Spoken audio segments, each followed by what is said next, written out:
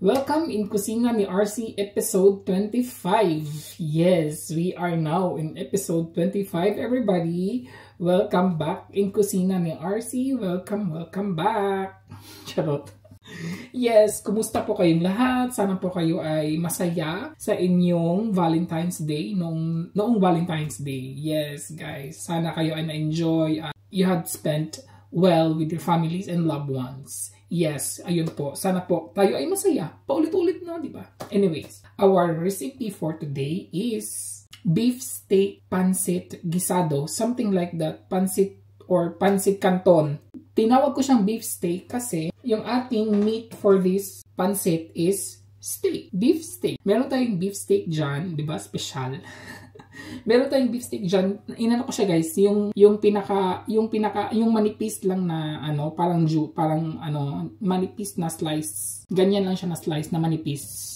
Kaya special yung ating pancit for today. At yung ingredients natin is simple lang to na ingredients, guys. You know, RC.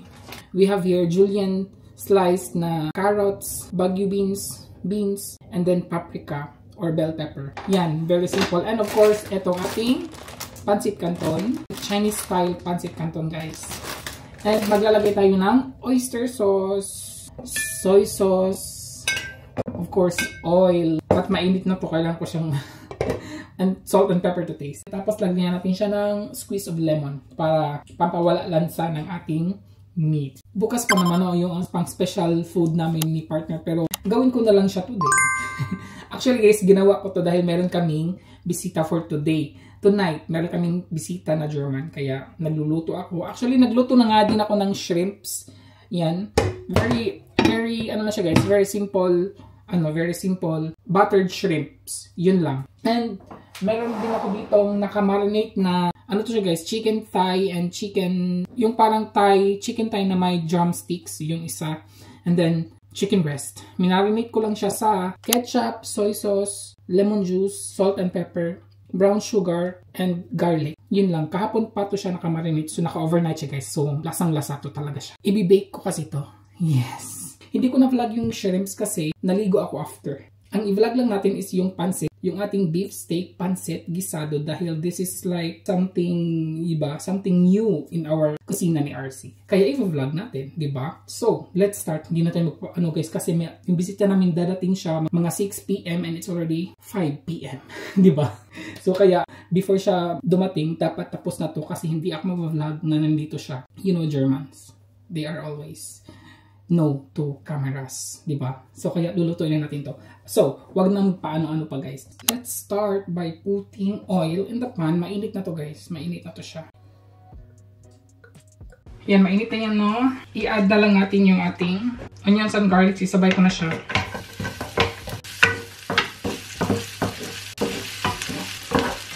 Lagay ko ito sa gilid. We will now have to fry the beef steak.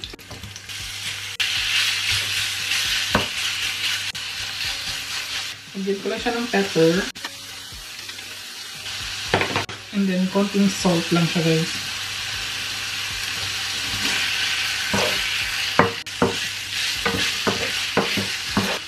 And mag-squeeze lang ako ng lemon.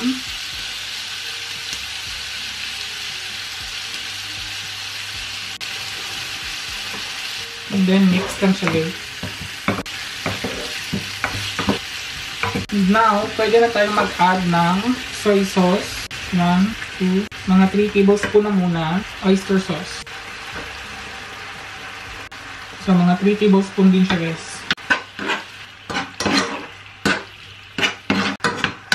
Lulutuin lang natin itong steak, guys. While tayo nagpapaluto ng steak, in a separate pan, guys, magfa-fry ako ng, this is very, talaga, no, anong tawag nun? Hassle. Bakit ba siniparate? Pwede naman doon siya frinay, di ba? Nakalimutan niya kasi. Nilagay ko direct yung onions and garlic. So, isa-separate na lang natin siya, guys. Ifa-fry natin dito yung ating, kailangan kasi siyang i-fry yung ating carrots and yung ating beans. So, i-fry natin siya. Actually, itong bell pepper together na sila i-fry.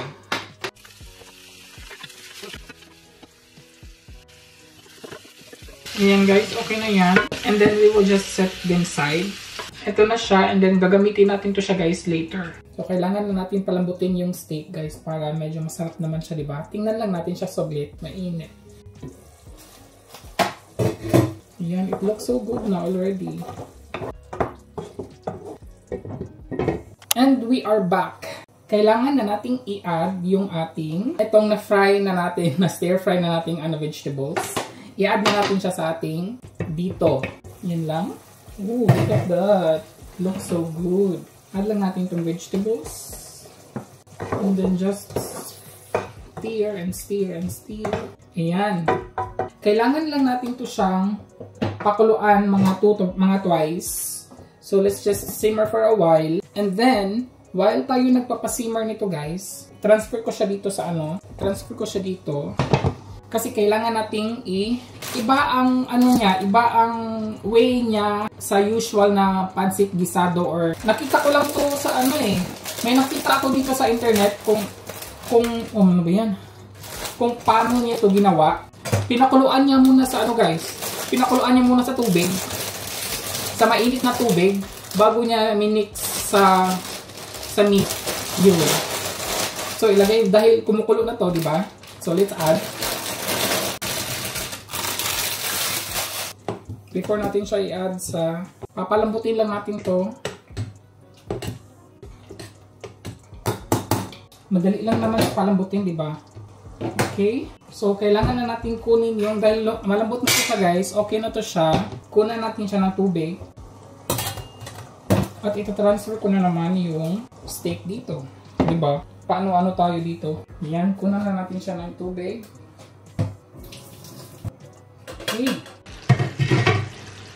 Okay, diba? Ang ganda na niya. I-add na natin si pancit canton. And then just mix.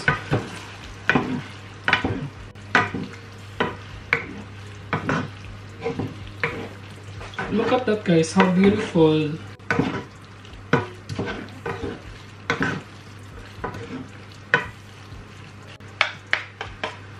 And let's add pepper. Yun.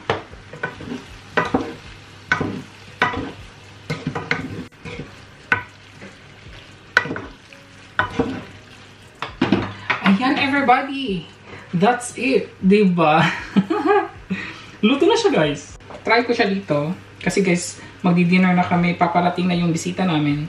This is a very, bago. Bago siya sa akin talaga. Uy, ang sarap niya. Okay.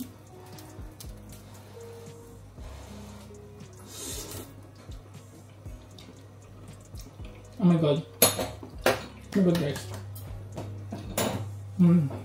Sarap.